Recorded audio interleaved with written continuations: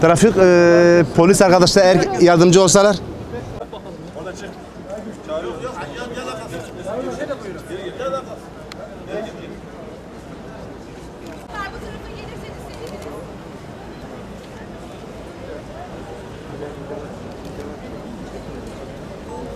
Batman'da tüm STK'larla beraber, Diyarbakır'da evlat özlemini çeken,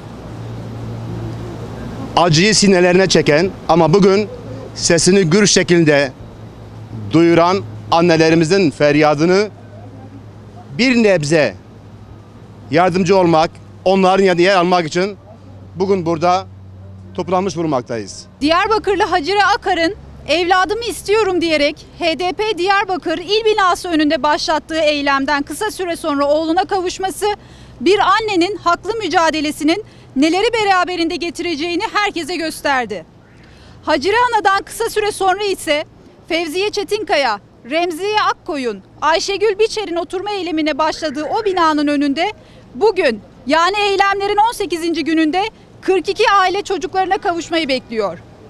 Terörün kara yüzünü yakından bilen, acısını derinden yaşayan halkımızın içinden böylesine cesur ve kararlı annelerin, babaların, eşlerin, kardeşlerin çıkması bizleri barış ve kardeşliğin tesisi için ümit var kılmıştır.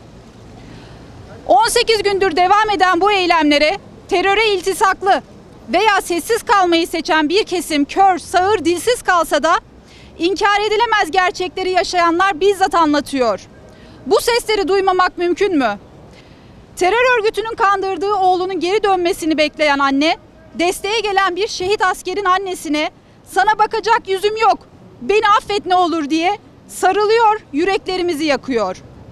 Biliyoruz ki ailemiz kutsal, annelerimiz cesur ve fedakar.